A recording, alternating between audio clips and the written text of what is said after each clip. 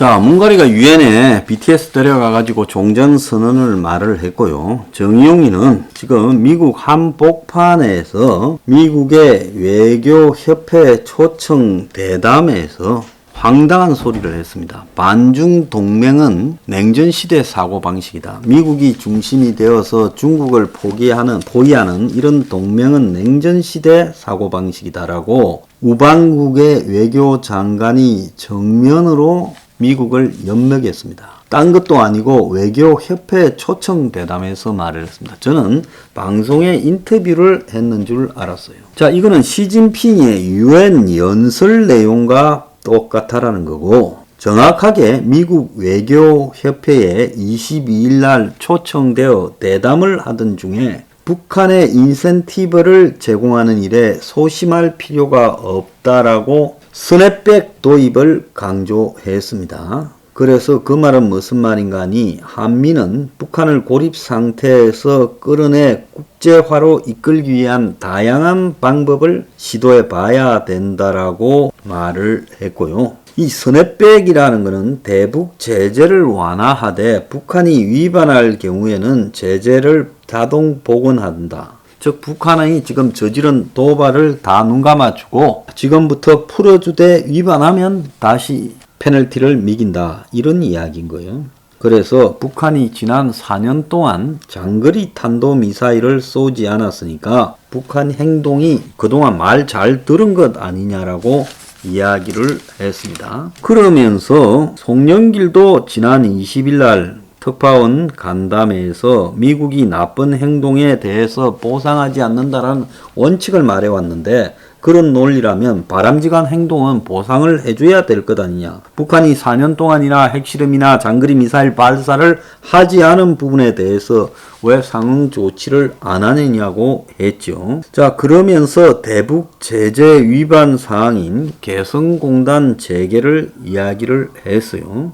북한이 핵 미사일 도발을 안 한다고 그걸 갖다가 보상을 해줘야 된다라는 주장은 지금 북한이 대화 테이블로 북한을 유도하기 위해 지금 인도적 지원을 해줘야 된다라는 그런 여태까지의 주장을 뛰어넘는 이야기예요. 중국이 해왔던 이야기입니다. 그래서 이거는 바이든 정부의 입장과 정면으로 배치가 되고 인도적 차원을 넘어서 북한이 원하는 경제적 지원, 제재 완화를 해주자라는 부분인데 국제사회는 그럴 의향이 전혀 없다라는 거예요. 자, 그런데 지금 한미일 외교장관 회담을 2시간 앞둔 타이밍에 이 외교협회 대담에서 최근 중국의 공세적 외교 정책과 관련해서 질문을 받고 표현 자체에 동의하지 않는다며 공세적이라는 표현의 거부감을 이야기하며 경제적으로 더욱 강해지고 있기 때문에 당연하다. 20년 전의 중국이 아니다. 우리도 중국이 주장하는 것을 듣도록 노력해야 된다라고 말을 하고 진행자가 한미일 3국과 호주를 반중 블록으로 규정하자. 그것은 냉전시대 사고방식이다라고 말했습니다. 시진핑이가 21일 날 유엔 총회 연설에서 냉정식 제로섬 게임을 펼치고 있다고 미국을 비판했지요. 자, 이 말이 지금 미국에서 엄청난 논란이 되고 있다라는 겁니다. 정의용은 한국은 미국과 중국 사이에서 선택을 해야 될 것인가라는 질문에 어느 나라가 미중 사이에 선택을 해야 한다고 보지 않는다. 한국은 그럴 필요가 없다라고 이야기를 했고 정의용 장관은 진행자가 북한이 실제 핵무기를 포기하리라고 생각하냐라고 물으니 어려운 질문이라며 대북 보상을 제안하는데 소심할 필요가 없다. 덜 민감한 분야부터 지원을 할 수 있다라고 말을 했습니다. 자, 이 말에 미국이 겉으로 표현을 하지 않았겠지만은 안으로는 왕창 뒤집어지겠죠. 자, 북한은 문재인의 종전선언에 대해 종전선언할 때 아니다. 미국이 적대 정책, 북한에 대한 적대 정책을 철회하는 게 우선이다라고 입장을 밝혔어요. 그래서 북한을 둘러싼 정치적 환경이 달라지지 않고 미국의 적대적 정책이 바뀌지 않는 한 종전을 10번 한다고 하더라도 달라질 것이 없다. 종전선언이 현 시점에서 한반도 정세 안정에 도움이 되지 않으며 미국의 적대 정책을 은폐하는 연막으로 이용될 수 있다라고 부정적인 이야기를 했어요. 자, 북한이 이걸 원하는 것은 분명한 사실인데 이렇게 말하는 이유는 어디 있을까요?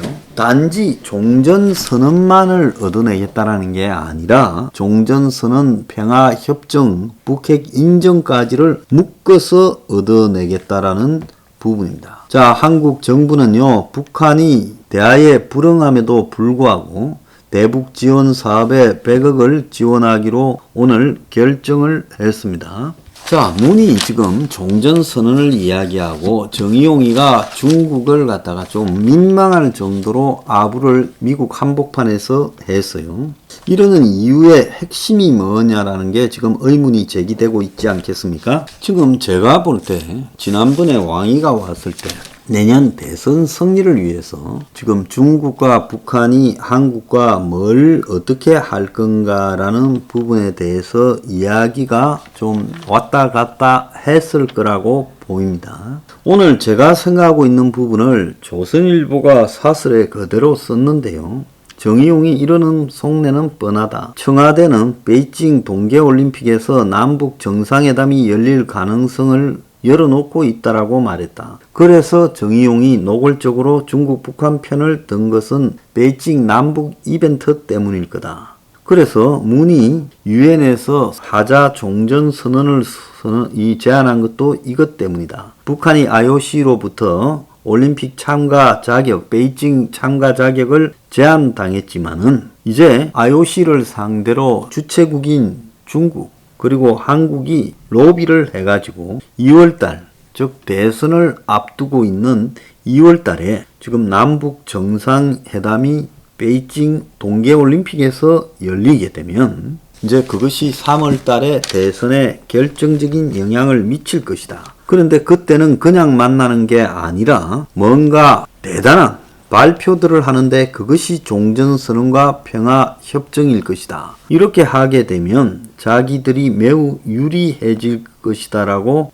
보는 겁니다. 지금 베이징 동계올림픽은 내년 2월 4일부터 2월 20일까지예요. 그래서 2월 한 20일 전에 이 문가리가 김정은, 시진핑과 더불어서 이런 주장을 하게 되고 미국이 마지못해서 동의하면 대선은 끝났다라고 생각하겠죠.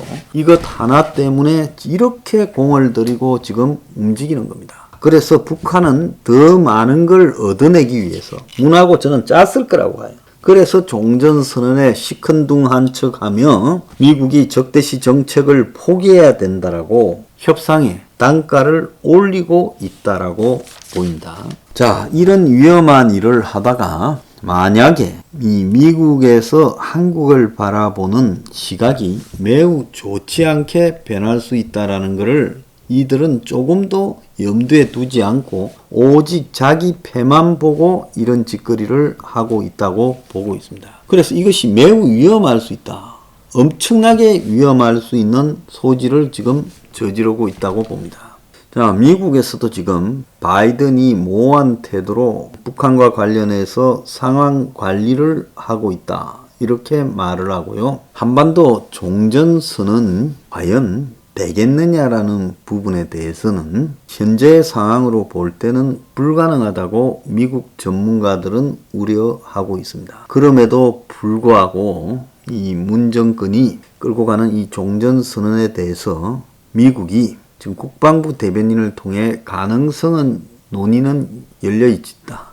목표는 완전한 비핵화라며 정면으로 그냥 반박하지 않고 이 문의 입장을 생각해주는 듯한 말을 했는데, 자, 이런 것들 때문에 바이든의 이 모호한 정책이요, 굉장히 지금 미국 내에서 비판을 받고 있는, 처음부터 싹 잘라야 되는데 그러지 않는다는 겁니다. 자, 문이 이 뉴욕에서 종전선언 말을 할 때 타임스퀘어에 한반도 평화 법안을 비판하는 광고, 즉 북한만 이롭게 한다라는 그런 광고가 비영리 단체 원 코리아 네트워크가 지금 이런 광고를 했다는 거 이야기가 나오고 있습니다. 자, 문 마지막까지 내년 대선에 이겨먹으려고 지금 북한 꼼수를 엄청 쓰고 있습니다.